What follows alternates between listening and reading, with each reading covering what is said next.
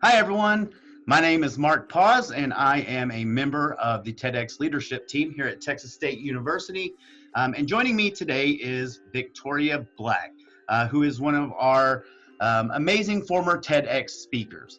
So Victoria is an epic human being that cares tremendously about the people around her, so much so that her research focuses on helping people become better versions of themselves through mentoring.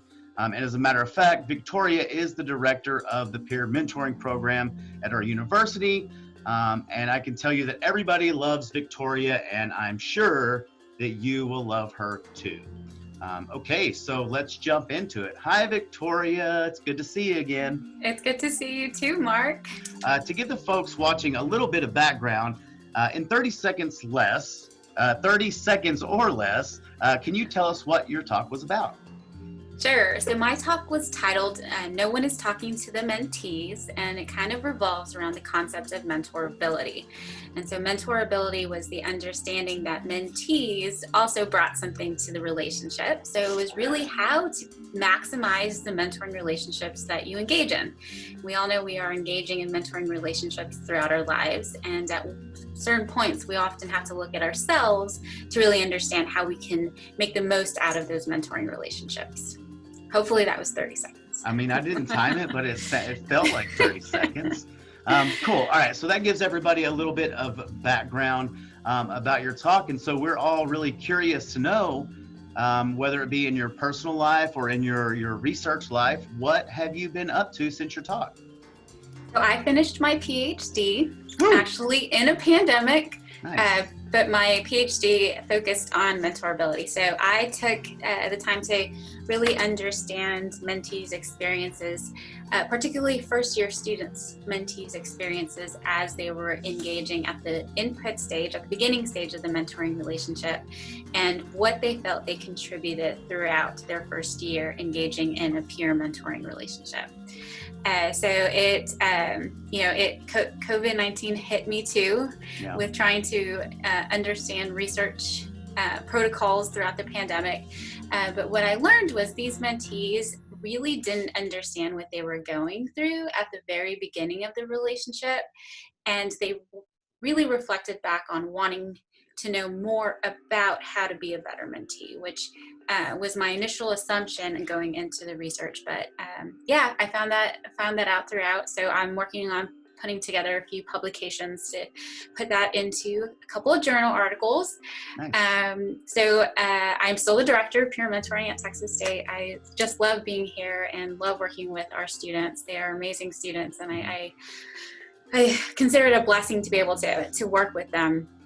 But while doing the TEDx talk, I wasn't the only one on stage. So I was 4 months pregnant. So I had my third son that spring 2019. And so I get to tell him when he's older that he did a TEDx talk too. He did. He gets to start out with one. Yeah. That's awesome. That's awesome. Yeah. So have you noticed, or how have you noticed the peer mentoring program? How have you noticed it change during the pandemic? Yeah, well, that's a great question. Well, we also had to move remotely, and we had to do it rather quickly.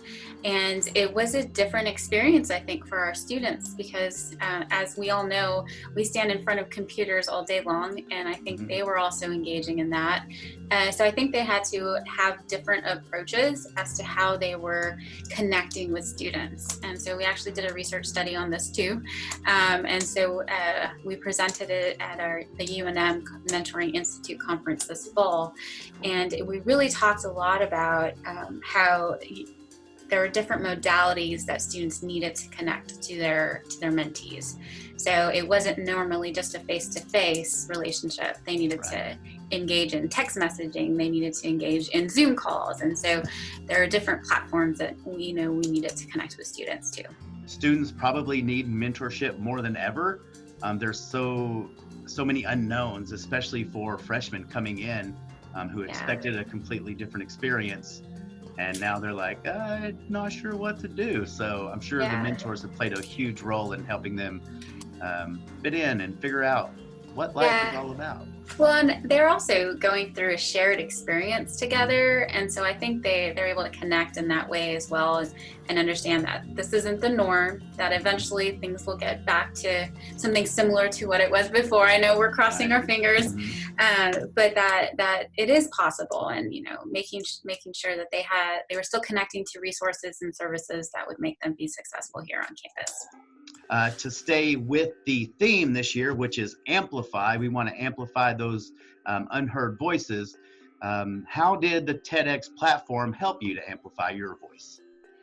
So if you remember from my TEDx talk, my goal in life with mentorability is to get Microsoft Word to take away the red squiggly line underneath the word mentorability. And so I'm still working on that a little bit. But as far as amplifying it, in spring 2019, I was contacted by TED Ideas.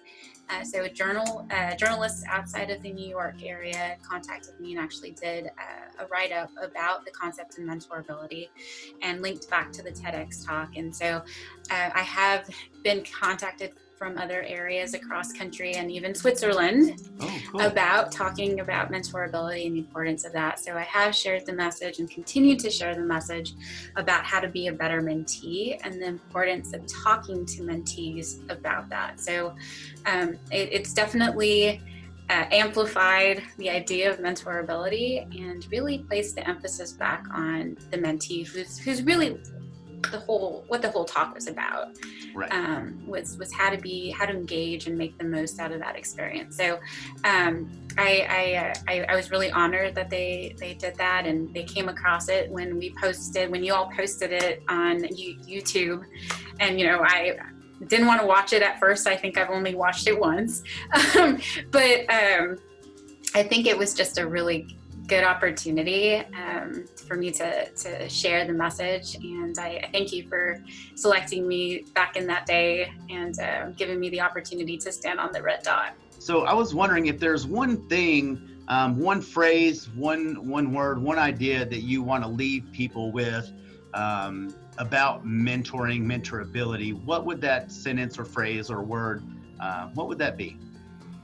So I would like to say, for anybody that is engaging in a mentoring relationship, be open-minded. I think that's one of the big takeaways that has repeatedly come up in research is mentees who really develop and who take the most, who get the most out of the relationship, go in with the mindset of wanting to learn, wanting to grow, and wanting to appreciate the feedback and suggestions that's coming from the mentee. So be willing to be vulnerable in that state, and really, really know that most mentors do have your best interest as a mentee at heart. Yeah. Well, you nailed that one. So great job. Awesome. Well, thank you again, Victoria, for all that you do for the students, because that's really why we're here. That's what's important.